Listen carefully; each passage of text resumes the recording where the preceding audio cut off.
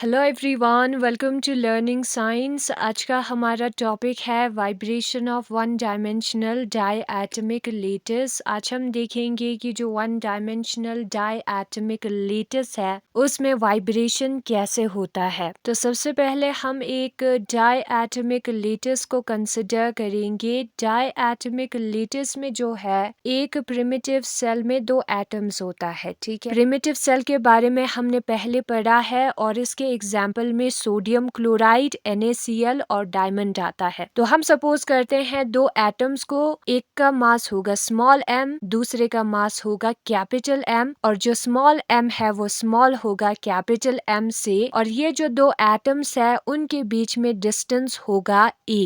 Atom जो है यहाँ पर एक्स एक्सिस पर अरेंज होंगे और उनका पोजीशन होगा 2n-2, 2n-1, 2n and so on. जो छोटे मास के एटम्स होंगे, स्मॉल m वाले एटम्स, वो इवन नंबर साइड्स पर प्रेजेंट होगा, यानी कि जो इवन नंबर होता है 2n, 2n-2 उन वाले पोजीशंस पर प्रेजेंट होगा। तो इससे हमें पता चलता है कि जो कैपिटल M है वो ऑड वाले पोजीशंस पर प्रेजेंट होगा। ऑड में ऑड नंबर आएगा, जैसे कि 2n+1, 2n-1 जो है हमें एक ऑड नंबर देता है। और जो nth 2nth साइट पे डिस्प्लेसमेंट हुई होगी उसको हम x2n से रिप्रेजेंट करेंगे, x सबस्क्रिप्ट 2n से। सबसे पहले हम कंसिडर करते हैं एक एटम को जो कि 2n पर प्रेजेंट है। 2n इवन है तो स्मॉल मास वाला एटम प्रेजेंट होगा। उसके आगे जो है 2n-1, 2n-2, 2n-3, 2n-4, 2n-5 होगा। जैसे कि ओरिजिन के नेगेटिव साइड पर होता है ना, वैसे हमें लिखना है, एक एक जो नंबर है उसका फर्क होगा। और उसके राइट साइड पर 2n+1, 2n+2, 2n+4 और 2n+5 होगा। जो इवन नंबर वाले साइड्स है जैसे कि 2n+4, 2n+2, 2n-2, 2n-4, वहां पर छोटे वाले एटम्स प्रेजेंट होंगे। और जो ऑड नंबर साइड्स है जैसे कि 2n+1, 2n+3, 2n+5, 2n-1, 2n-3, 2n-5, वहां पर जो है क्या होंगे, बड़े साइज वाले एटम्स प्रेजेंट होंगे। ठीक है, और ये जो एटम्स है जैसे कि हमने पहले मोनो एटमिक लेटिस में पढ़ा था वो स्प्रिंग से कनेक्टेड है, तो हम यहाँ पर साथ में स्प्रिंग भी बनाएंगे। और ये जो है इक्विलिब्रियम स्टेट है। ठीक है, इक्विलिब्रियम स्टेट आपको पता होगा, वाइब्रेशन जो है इसके आगे और पीछे होगी थोड़ा सा। तो इक्विलिब्रियम स्टेट है तो इन एटम के सेंटर में से हमें वर्टिकल लाइंस ड्रॉ करने हैं ना। हम सपोज करेंगे वाइब्रेशन की वजह से सारे जो एटम्स है वो इक्विलिब्रियम स्टेट से थोड़े से आगे चले गए हैं, वाइब्रेशन हुआ है। ठीक है, तो उसको मैं ड्रॉ करती हूँ यहाँ पर। सारे जो एटम्स है वो थोड़े से आगे चले गए हैं और इनके बीच में भी हम वर्टिकल लाइंस ड्रॉ करेंगे सेंटर से। और ये जो डिस्टेंस होगा उसको हम रिप्रेजेंट करेंगे x के साथ। ऊपर किस साइड पर प्रेजेंट है 2n-5 पर, तो आएगा x सबस्क्रिप्ट 2n-5। और ये जो एटम है 2n-4 पे प्रेजेंट, उसमें जो डिस्प्लेसमेंट हुआ है उसको हम रिप्रेजेंट करेंगे x2n-4 के साथ and so on. 2n side वाले एटम में जो डिस्प्लेसमेंट हुआ है उसकी इक्विलिब्रियम पोजीशन से, उसको हम रिप्रेजेंट करेंगे x2n के साथ। और वैसे हमें कंटिन्यू करते जाना है। और ये जो एटम है वो स्प्रिंग के साथ कनेक्टेड है, तो हमें यहाँ पर स्प्रिंग को भी ड्रॉ करना है।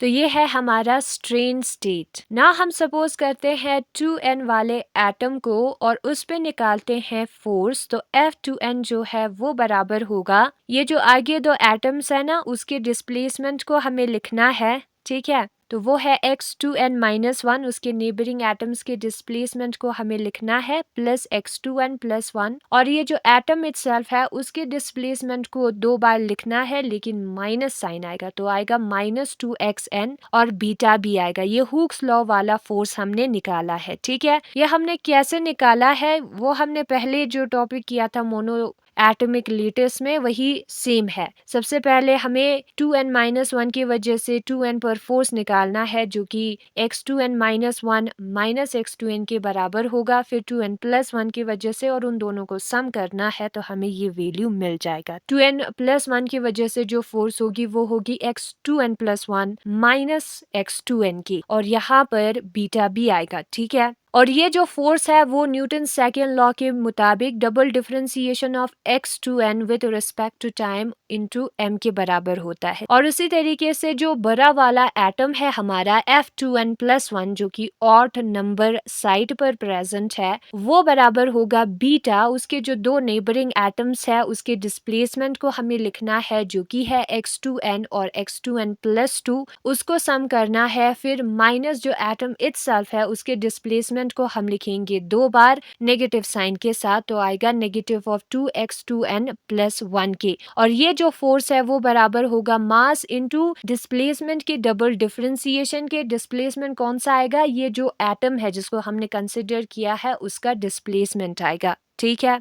और यहाँ पर ये जो दो इक्वेशंस है ऊपर, उसका हम सोल्यूशन निकालेंगे और उसका सोल्यूशन होगा x2n is equal to a e raise to power iota omega t minus 2kNa। यहाँ पर हम जब किसी इक्वेशन का सोल्यूशन निकालते हैं जो कि वेव फॉर्म में होता है, वो बराबर होता है e raise to power iota omega t minus kx के। x हमारा यहाँ पर डिस्प्लेसमेंट है जो कि Na के बराबर है। दो एटम्स के बीच में डिस्टेंस a है वो n टाइम्स होगा क्योंकि हम 2n वाले एटम को कंसिडर करेंगे, तो डिस्प्लेसमेंट यहाँ पर 2Na होगा, ठीक है। और उसी तरीके से ये जो इक्वेशन है उसका अगर हम सोल्यूशन निकालेंगे तो वो बराबर होगा x2n+1 is equal to b e raise to power iota omega t minus k, फिर उसके बाद यहाँ पर आएगा 2n+1a। फिर यहाँ पर x2n जो है वो कितना होता है, वो बराबर होता है a e raise to power iota omega t minus 2kNa के। इस वाले वैल्यू को मैं लिख रही हूँ, उसका अगर हम डिफरेंशिएशन करें विद रिस्पेक्ट टू टाइम तो हमें क्या मिलेगा, a मिलेगा, फिर उसके बाद e raise to power x का differentiation e raise to power x ही होता है, फिर ये जो x वाला टर्म है उसका डिफरेंशिएशन करना है। यहाँ पर विद रिस्पेक्ट टू टाइम है ना, तो i ओमेगा t का डिफरेंशिएशन होगा, पीछे जो टर्म प्रेजेंट है उसका डिफरेंशिएशन 0 होगा। i ओमेगा t का डिफरेंशिएशन है i ओमेगा,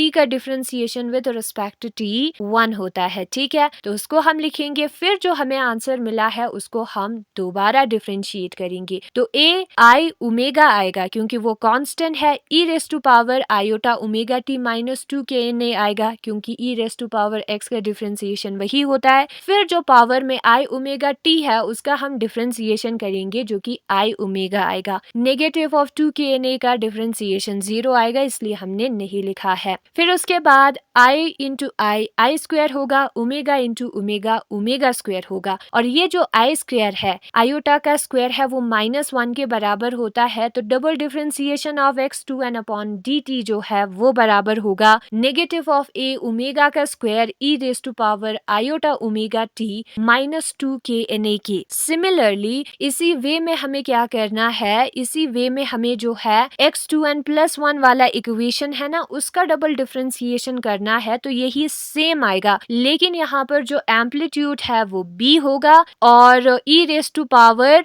यहाँ पर 2n है ना, 2na है ना, उसके जगह पर आएगा 2n+1a। बाकी सारी चीजें सेम है, तो इन दोनों वैल्यूज को हम पुट करेंगे, फिर x2n x2n+1 x2n-2, यहाँ पर 2n-2 आएगा, 2n-2 को जब हम कंसिडर करेंगे इन सारे वैल्यूज को हमें पुट करना है। सबसे पहले जो ऊपर इक्वेशन दिया है f2n वहां पर हम पुट करते हैं m into double differentiation of x2n with respect to time का टाइम जो है वो बराबर होता है नेगेटिव ऑफ a इस वाले टर्म के, तो उसको हम लिखेंगे। फिर उसके बाद यहाँ पर x2n-1 हमें लिखना है जो कि एक ऑड नंबर है, तो हमें ये इस वाले फॉर्म में आंसर मिलेगा, तो लिखना होगा हमें b, फिर आएगा e raise to power iota omega t minus k 2n+1 की जगह पर 2n-1 आएगा, 2n-1a हम लिखेंगे, फिर आएगा प्लस, फिर हम लिखेंगे x2n+1 का वैल्यू जो कि ऊपर हमने यहाँ पर निकाला है वही सेम लिखना है, तो लिखते हैं b e raise to power iota omega t minus k 2n+1a। फिर उसके बाद नेगेटिव ऑफ 2 लिखना है। x2n का वैल्यू यहाँ पर दिया है, उसको हमें लिखना है जो कि बराबर आता है a e raise to power iota omega t minus 2 k n a के। फिर यहाँ पर iota omega t negative of 2 k n a जो है सारे टर्म्स में प्रेजेंट है, तो उसको हमें कॉमन निकालना है बाहर। ठीक है, यहाँ पर 2n माइनस 1 k a है ना, उसका मतलब होता है 2 k n a plus k a। और यहाँ पर भी अगर हम इंटू करेंगे तो एक टर्म आएगा 2 k n a और दूसरा टर्म आएगा negative of k a। Negative जो बाहर का नेगेटिव साइन है उससे इंटू किया है, यहाँ पर यही टर्म आएगा। अब ये वाला जो टर्म है वो कैंसिल हो जाएगा और ये जो टर्म है वो बच जाएगा। कैंसिल किसके साथ होगा, ये लेफ्ट हैंड साइड पर यही सेम टर्म है ना, उसके साथ कैंसिल होगा। तो हमें क्या मिलेगा, negative of m a omega square, ये कैंसिल हो गया ना पूरा टर्म, यहाँ पर भी पूरा टर्म कैंसिल हो गया, यहाँ पर सिर्फ ये वाला पोर्शन कैंसिल हो गया है। ठीक है, आयोटा बच गया है, ये याद रखना है। फिर यहाँ पर ये वाला टर्म कैंसिल हो गया है, तो हमें मिलेगा b e raise to power negative of k a। Iota आएगा और यहाँ पर माइनस इंटू माइनस प्लस होता है तो प्लस के आएगा, तो नेगेटिव नहीं आएगा। ठीक है, फिर उसके बाद यहाँ पर होगा b e raise to power iota, हम लिखेंगे नेगेटिव के ए है तो नेगेटिव हम लिखेंगे, इस माइनस और प्लस को इंटू किया है तो माइनस आया। फिर यहाँ पर माइनस 2a आएगा, ये जो पूरा टर्म है वो कैंसिल हो गया है। ठीक है, और साथ में यहाँ पर बीटा भी आता है, तो बीटा को भी हमें लिखना है ना, ऊपर वाले इक्वेशन में फोर्स वाले, तो ध्यान से करना है। अब यहाँ पर क्या है, बीटा इंटू बी, बीटा के साथ इंटू हम करेंगे e raise to power iota k a plus beta into b e raise to power minus iota k a, फिर negative of 2a into beta जो है वो हमें लिखना है। फिर उसके बाद हमें क्या करना है, बीटा इंटू बी जो है यहाँ पर दोनों टर्म्स में प्रेजेंट है, तो उसको हम कॉमन बाहर निकालेंगे, तो ब्रैकेट के अंदर जो है वो e raise to power iota k a plus e raise to power minus iota k a के बराबर होगा, और यहाँ पर नेगेटिव ऑफ 2 बीटा ए जो है वो हमें मिलेगा। और उसी तरीके से हमें इस इक्वेशन में जो वैल्यूज मिला है उससे पुट करना है और निकालना है आंसर। x2n का वैल्यू x2n प्लस 2 और x2n जो भी टर्म है -1 या +1, उन वैल्यूज को पुट करना है, तो हम यहाँ पर वैल्यूज को पुट करेंगे। ठीक है, फिर हम यहाँ पर देख सकते हैं कि जो टर्म 2n प्लस 2 है, ये लेफ्ट हैंड साइड पर 2n प्लस 1 है ना, उसके फॉर्म में लिखना है हमें, ताकि हम कैंसिल कर सके। ठीक है, तो 2n प्लस 1 करके हम लिख सकते हैं, +1 +1 +2 बन जाएगा। और यहाँ पर क्या है, यहाँ पर 2n है, 2n को हम कैसे लिख सकते हैं, 2n प्लस 1 माइनस 1 करके। अब यहाँ पर जो 2n प्लस 1 वाला टर्म है वो कैंसिल हो जाएगा, क्योंकि वो लेफ्ट हैंड साइड पर भी प्रेजेंट है और राइट हैंड साइड पे जो तीनों टर्म है प्लस में वहां पर भी प्रेजेंट है, तो ये जो हिस्सा है वो कैंसिल हो जाएगा। यहाँ पर 2n प्लस 1 और ये पूरा टर्म जो है वो कैंसिल हो जाएगा, -1 वाला ऊपर जो है वो बच जाएगा। ठीक है, तो बीटा आएगा a e raise to power iota, फिर यहाँ पर माइनस है। ठीक है, और यहाँ पर भी माइनस है, हमने सिर्फ 2n को लिया था, तो माइनस इंटू माइनस जो है वो प्लस होगा, तो प्लस क्या होगा, के ए, तो e raise to power iota k a यहाँ पर आएगा, फिर हम प्लस ए लिखेंगे, यहाँ पर प्लस के ए बच गया है, माइनस साइन पहले है, तो नेगेटिव ऑफ आयोटा, आयोटा भी तो है ब्रैकेट के बाहर। ठीक है, के ए आएगा, फिर यहाँ पर 2b आएगा। ए और बी आपको याद रखना है, अगर इवन साइड पे प्रेजेंट है तो एम्पलीट्यूड ए होगा, और साइड पे प्रेजेंट है तो एम्पलीट्यूड बी होगा। ठीक है, फिर उसके बाद यहाँ पर a e raise to power iota k a हम लिखेंगे, और a e raise to power minus iota k a minus 2b हम लिखेंगे, वो हमारा बीटा होगा। फिर उसके बाद क्या करना है, बीटा के साथ इंटू करना है, तो beta a e raise to power iota k a plus beta a e raise to power minus iota k a minus 2b हमें जो है लिखना है, 2b इंटू बीटा, बीटा के साथ इंटू किया है ब्रैकेट वाले टर्म्स को। ठीक है, बीटा ही यहाँ पर दोनों टर्म्स में प्रेजेंट है, तो उसको हम कॉमन बाहर निकालेंगे, तो ब्रैकेट के अंदर e raise to power iota k a plus e raise to power minus iota k a आएगा, फिर उसके बाद negative of of 2b beta आएगा। अब ये जो टर्म है e raise to power iota theta plus e raise to power minus iota theta divided by 2 वो कोस थीटा के बराबर होता है। तो इसका मतलब है कि जो e raise to power iota theta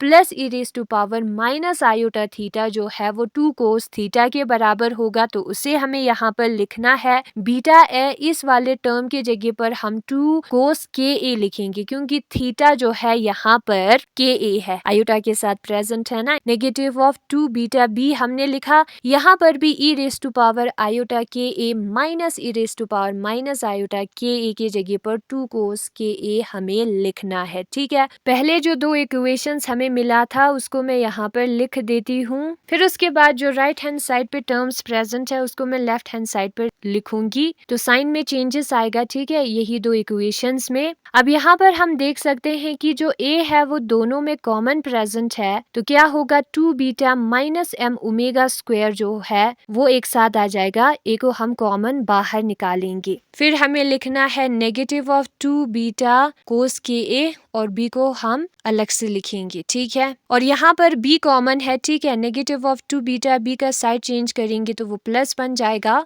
तो बी को हम कॉमन निकालेंगे बाहर, ब्रैकेट के अंदर बचेगा 2 beta minus m omega square. ठीक है, फिर माइनस 2 बी कोस के ए और बी को हम ऐसे, ए को हम ऐसे लिखेंगे। तो यहाँ पर हमें दो इक्वेशंस मिला जिसके जो वेरिएबल्स है वो ए एंड बी है। और नॉन ट्राइवल सोल्यूशन हमें कब मिलता है, ये नॉन ट्राइवल सोल्यूशन का कंडीशन है। ठीक है, नॉन ट्राइवल सोल्यूशन हमें तब मिलता है जब उसका डिटरमिनेंट 0 हो और हम यहाँ पर नॉन ट्राइवल सोल्यूशन निकालेंगे तो ये जो डिटरमिनेंट होगा इसके कोफिशिएंट्स का वो 0 होना चाहिए, ए और बी का। तो यहाँ पर मैं कोफिशिएंट्स लिख देती हूँ। पहले यहाँ पर मैं फर्स्ट इक्वेशन को लिखूंगी, उसके कोफिशिएंट्स को लिखूंगी, फिर यहाँ पर मैं दूसरे इक्वेशन को लिखूंगी सेकंड रो में और उसके कोफिशिएंट को, यानी कि फर्स्ट कॉलम में क्या मिलेगा, हमें ए के कोफिशिएंट्स मिलेगा और सेकंड कॉलम में हमें बी के कोफिशिएंट्स मिलेगा। इस इक्वेशन के कोफिशिएंट्स को डायरेक्ट लिखा है। ठीक है, और उसका हम डिटरमिनेंट निकालेंगे। डिटरमिनेंट कैसे निकालते हैं, इस टर्म और इस टर्म को हमें इनटू करना है, तो 2 बीटा माइनस एम ओमेगा का square into 2 beta minus m omega का स्क्वायर आएगा, फिर माइनस आता है बीच में, इसको और इसको इंटू करना है हमें, माइनस इंटू माइनस प्लस होता है। ठीक है, ये जो दो माइनस है वो प्लस होता है, उसको मैंने नहीं लिखा है। माइनस ये जो साइन है वो ऑटोमेटिकली डिटरमिनेंट के फॉर्मूले में आता है। अब यहाँ पर क्या होगा, ये जो दो टर्म्स है उनको इंटू करेंगे तो 4 beta square cos square k a आएगा और इनको इंटू करेंगे तो 4 बीटा स्क्वायर आएगा। तो यहाँ पर मैं 4 बीटा स्क्वायर को कॉमन बाहर निकालूंगी और ब्रैकेट के अंदर बचेगा 1 माइनस कोस स्क्वायर के ए। इसको और इसको इंटू करेंगे तो 4 बीटा स्क्वायर आएगा और इसको इंटू करेंगे तो कोस स्क्वायर के ए आएगा, जो कि बराबर होता है साइन स्क्वायर के ए के। 1 माइनस कोस स्क्वायर थीटा जो है वो साइन स्क्वायर थीटा के बराबर होता है। बीच में मैंने स्किप इसलिए किया क्योंकि यहाँ पर थोड़ा मिस्टेक हुआ है। ठीक है, लेकिन जो एक पॉइंट मुझे बताना था वो मैंने आपको बता दिया। मिस्टेक कहाँ हुआ है उसको मैं करेक्ट करके बताती हूँ और आपको भी ध्यान से लिखना है। यहाँ पर ये जो मास है दूसरे वाले एटम का वो कैपिटल एम है, तो यहाँ पर भी capital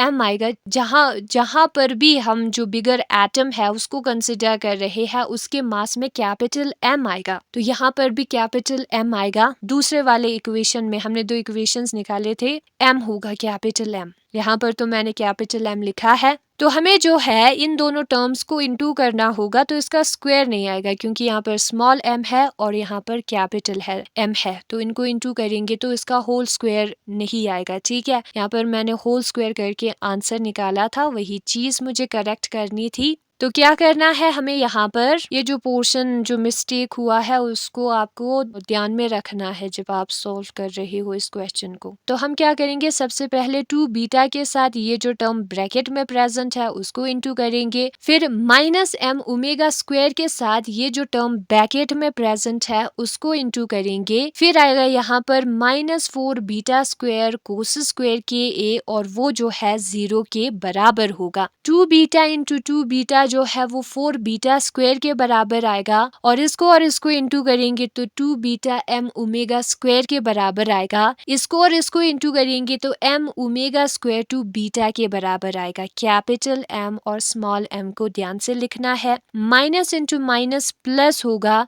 m into small m आएगा, omega square into omega square जो है ओमेगा रेज टू पावर 4 होता है तो उसको हमें लिखना है। फिर -4 beta square cos square k ए हमें लिखना है और ये जो दो टर्म है वो 4 beta square sine square k a के बराबर आता है, वो मैंने आपको पहले बताया है तो उसको मैं यहाँ पर लिख दूंगी और यहाँ पर इक्वल टू 0 भी होगा। ठीक है, तो जो टर्म्स बचता है उसको हमें लिखना है। यहाँ पर सबसे पहले capital M small m omega power 4 आएगा। फिर उसके बाद ये जो दो टर्म्स है उसमें 2 बीटा और ओमेगा स्क्वायर और नेगेटिव साइन भी कॉमन है तो उसको हमें लिखना है negative of 2 beta omega square और जो टर्म्स बचता है उसको हम ब्रैकेट के अंदर लिखेंगे जो कि है capital M plus small m, क्योंकि नेगेटिव को हमने कॉमन बाहर निकाला है। अब यहाँ पर हम जो है कैपिटल M और स्मॉल m के साथ डिवाइड करेंगे इस पूरे इक्वेशन को। 0 के साथ जब हम डिवाइड करेंगे तो 0 ही आएगा और ओमेगा 4 बचेगा जब हम इस टर्म को कैपिटल M और स्मॉल m के साथ डिवाइड करेंगे। ठीक है, इस टर्म को हमने कैपिटल M और स्मॉल m के साथ डिवाइड किया है और इस टर्म को भी हमें कैपिटल M और स्मॉल m के साथ डिवाइड करना है, which is quadratic in omega square. और ये जो इक्वेशन है वो क्वाड्रेटिक है ओमेगा स्क्वायर में, क्वाड्रेटिक इक्वेशन है। ठीक है, तो हमें सॉल्व करना है इस क्वाड्रेटिक इक्वेशन को ओमेगा स्क्वायर के लिए। आपको पता होगा क्वाड्रेटिक इक्वेशन किसे कहते हैं, जो इक्वेशन इस फॉर्म में होता है ax square plus bx plus c is equal to 0, उसको हम क्वाड्रेटिक इक्वेशन कहते हैं। अब हमने x के जगह पर x स्क्वायर कंसिडर किया है तो x स्क्वायर के जगह पर क्या आएगा, x4 आएगा। तो यहाँ पर ओमेगा 4 और ओमेगा स्क्वायर ऐसे आया है। ठीक है, और इसका आंसर होता है x is equal to negative of b plus minus under root of b square minus 4ac divided by 2a, जहाँ पर a b c कोफिशिएंट्स है, x स्क्वायर x और कांस्टेंट टर्म है c। ठीक है, तो यहाँ पर जो ओमेगा स्क्वायर है वो कितना होगा x। ठीक है, x यहाँ पर हमने ओमेगा स्क्वायर कंसिडर किया है, वो बराबर होगा नेगेटिव और b के कोफिशिएंट को हमें लिखना है, b को हमें लिखना है नेगेटिव ऑफ b, यानी कि ओमेगा स्क्वायर का कोफिशिएंट जो कि बराबर होता है negative of 2 beta m plus m divided by m into m plus minus under root of b का स्क्वायर, यानी कि ये जो पूरा टर्म है उसका स्क्वायर होगा तो उसको हम लिखेंगे। यहाँ पर आएगा नेगेटिव ऑफ 2 बीटा, फिर उसके बाद एक और ब्रैकेट है तो ये ब्रैकेट स्क्वायर ब्रैकेट होगा m plus m divided by capital M into small m का होल स्क्वायर -4 a के जगह पर उसका कोफिशिएंट लिखना है जो कि 1 है और c लिखना है, c हमारा बराबर है 4 बीटा स्क्वायर साइन स्क्वायर के a divided by capital M into small m के होल डिवाइडेड बाय 2a हमें करना है। a हमारा यहाँ पर है 1, ओमेगा 4 का कोफिशिएंट 1 है तो उसको हमें लिखना होगा। नेगेटिव इंटू नेगेटिव पॉजिटिव होता है तो हमें मिलेगा 2 बीटा, फिर हमें लिखना है capital M plus small m divided by capital M into small m और ब्रैकेट बंद, फिर उसके बाद हमें लिखना है प्लस माइनस, फिर हमें लिखना है अंडर रूट, फिर हमें क्या करना है -2 का स्क्वायर करना है जो कि 4 होगा, बीटा का स्क्वायर होगा m plus m divided by m into m के का हमें करना है स्क्वायर। तो सबसे पहले ऊपर वाले टर्म का हम स्क्वायर करते हैं, a प्लस b का होल स्क्वायर का फॉर्मूला लगेगा जो कि बराबर होगा m square plus small m square plus 2 capital M into small m, और जो नीचे टर्म है वो इंटू में है तो डायरेक्ट उनका स्क्वायर होगा m स्क्वायर और कैपिटल M स्क्वायर। फिर यहाँ पर आएगा -4 इंटू 4 16 होता है तो हम 16 करके लिख सकते हैं 16 beta square sine square k a divided by capital M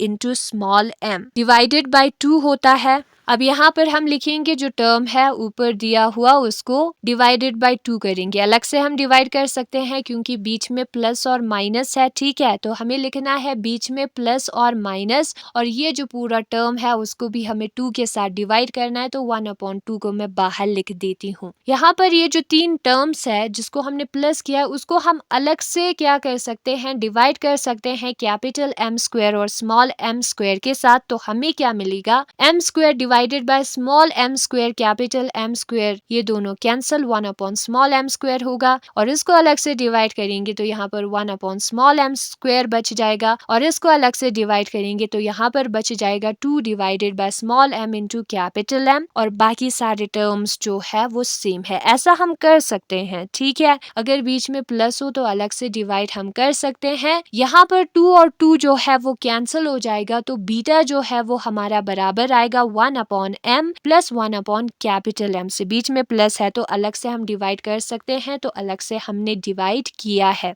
अब यहाँ पर जो बीटा स्क्वायर है वो दोनों में प्रेजेंट है, तो हम उसको कॉमन बाहर निकाल सकते हैं, और इस बीटा स्क्वायर का अगर हम अंडर रूट करेंगे तो बीटा आएगा। और यहाँ पर भी 4 4 16, 4 दोनों में प्रेजेंट है। दो टर्म है ना अंडर रूट के अंदर, बीच में एक माइनस है, दोनों में प्रेजेंट है, तो उसको हम कॉमन बाहर निकाल सकते हैं। और उसका जब हम अंडर रूट निकालेंगे, अंडर रूट भी तो निकालना होगा, अगर इस अंडर रूट के बाहर निकालना है तो 2 आएगा, तो बीटा 2 डिवाइडेड बाई 2 आएगा। ये 2 ये वाला है, ठीक है, और 2 और 2 कैंसिल हो जाएगा, तो अंदर क्या बचेगा, अंदर ये वाला टर्म बचेगा। अगर हम 1/m प्लस 1/कैपिटल M का होल स्क्वायर निकालेंगे तो यहाँ पर कौन सा फॉर्मूला लगेगा, a square plus b square plus 2ab। a यहाँ पर 1/m है जो कि 1/m का स्क्वायर होगा, 1 का स्क्वायर 1 ही होता है, ठीक है, प्लस 1/कैपिटल M का square plus 2 1 small m into capital M, जिसको हम 2 इंटू 1 इंटू 1 2 होगा, m into m m। Multiplication में ऊपर वाले टर्म्स का मल्टीप्लीकेशन होता है, नीचे वाले टर्म्स का मल्टीप्लीकेशन होता है। ये जो टर्म है वो हमें मिलता है, तो इसके जगह पर हम इसे लिख सकते हैं, ठीक है। फिर बाकी ये जो टर्म्स बचता है उसे हम लिखेंगे। एक 4 को हमने कॉमन बाहर निकाला है, तो यहाँ पर 16 में सिर्फ एक ही 4 बचेगा। और ये जो रिलेशन है हमारा, उसी को हम कहते हैं डिस्पर्शन रिलेशन फॉर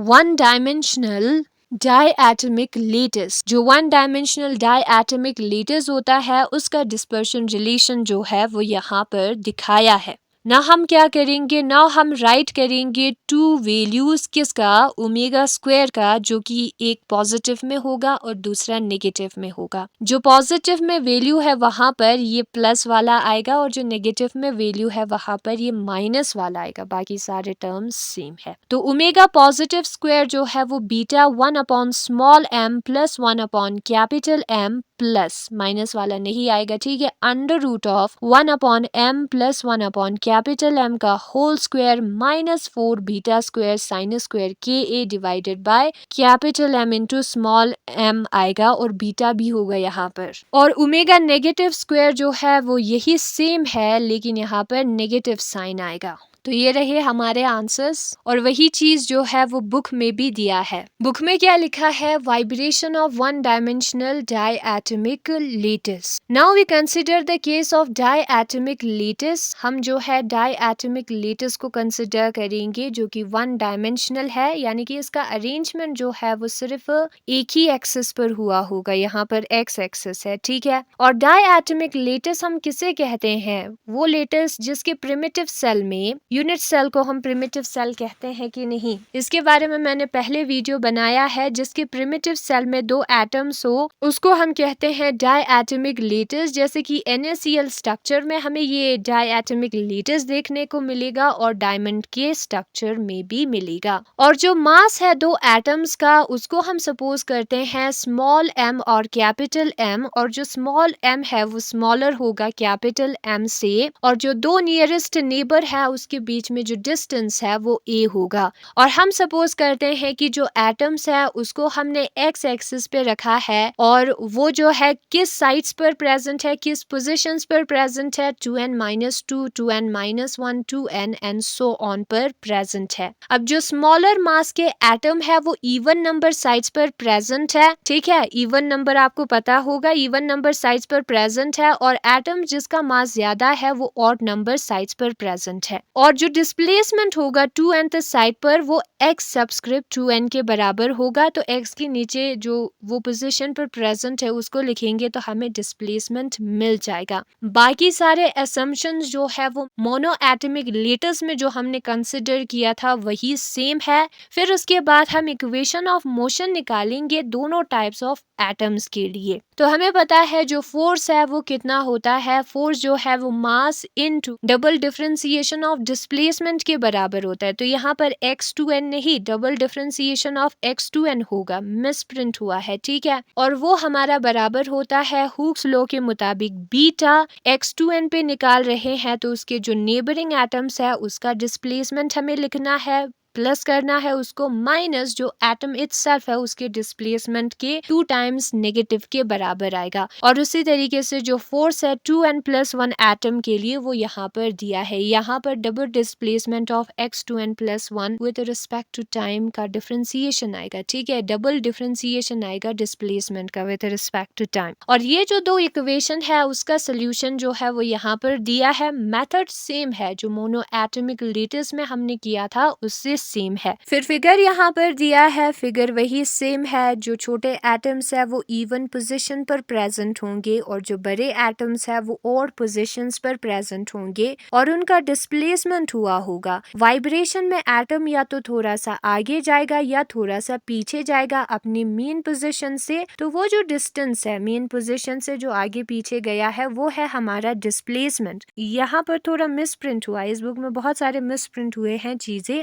ये जो डिस्टेंस है वो x2n-4 होगा क्योंकि ये उसका मेन पोजीशन है, इक्विलिब्रियम स्टेट वाला पोजीशन, और ये उसका डिस्प्लेसमेंट हुआ है। डिस्प्लेसमेंट आगे पीछे किसी भी डायरेक्शन में हो सकता है, लेकिन सिंपलिसिटी के लिए हम सारे एटम्स को आगे की तरफ लेकर जाते हैं, ठीक है। जो वाइब्रेशन है वो किसी भी डायरेक्शन में हो सकता है। इक्विलिब्रियम स्टेट और स्ट्रेन स्टेट दोनों दिया है। अब हम यहाँ पर सपोज कर रहे हैं कि जो दोनों पार्टिकल्स है वो सिंगल वेव मोशन में पार्टिसिपेट कर रहे हैं, इसलिए जो फ्रीक्वेंसी है दोनों का सेम होगा। तो हम कंसिडर कर रहे हैं फ्रीक्वेंसी जो है वो दोनों का सेम है, दोनों पार्टिकल्स का, लेकिन जो एम्पलीट्यूड है वो अलग होगी। एम्पलीट्यूड अलग होगी मतलब कि इसका मास अलग है। क्यों अलग होगी एम्पलीट्यूड? क्योंकि इसका मास जो है वो अलग है, इसलिए एम्पलीट्यूड अलग है। तो एम्पलीट्यूड जो है वो अलग होगी, एक का एम्पलीट्यूड ए होगा और दूसरे का एम्पलीट्यूड बी होगा, मास अलग होने की वजह से। और ये जो इक्वेशन 3.33 है और 3.34 है उसके हेल्प से हम x2n और x2n+2 के लिए भी एक्सप्रेशन निकाल सकते हैं और इन वैल्यूज को हम 3.31 और 3.32 में डालेंगे, ठीक है। और जो डिफरेंशिएट है twice with respect to time उसको भी निकाल कर उनके वैल्यूज को पुट करेंगे तो हमें ये दो इक्वेशंस मिलेगा। फिर उसके बाद ये सारे टर्म्स को हम एक ही साइड पर लेकर आएंगे और ये जो एक्सपोनेंशियल वाले टर्म है ना, e raised to power iota theta plus e raised to power minus iota theta, वो 2 cos थीटा के बराबर होता है। तो उसको भी हमें लिखना है। नॉन ट्राइवल सोल्यूशन हमें निकालना है। तो नॉन ट्राइवल सोल्यूशन का कंडीशन ये होता है कि जो उसका डिटर्मिनेंट है वो 0 होगा। तो इसका भी डिटर्मिनेंट जो है वो 0 होगा। तो डिटर्मिनेंट लिखेंगे इसके कोफिशिएंट्स का। ये दो इक्वेशंस को हमने कंसिडर किया है और इस डिटर्मिनेंट को जब हम एक्सपेंड करेंगे तो हमें ये वाला इक्वेशन मिलेगा जो कि क्वाड्रेटिक इक्वेशन है ओमेगा स्क्वायर के फॉर्म में। तो ओमेगा स्क्वायर का सोल्यूशन हमें कैसे मिलता है? क्वाड्रेटिक इक्वेशन का फार्मूला पुट करना है तो हमें ये जो है मिल जाएगा एज ए सोल्यूशन। और इसी रिलेशन को हम डिस्पर्शन रिलेशन कहते हैं वन डायमेंशनल डायएटॉमिक लेटिस के लिए। और जो दो वैल्यूज होगा ओमेगा स्क्वायर का वो होगा ओमेगा प्लस स्क्वायर और ओमेगा माइनस स्क्वायर, उनको हमें लिखना है तो हमें आंसर मिल जाएगा। तो आज हम इतना ही करेंगे और यही था आज का हमारा topic, vibration of one dimensional diatomic lettuce.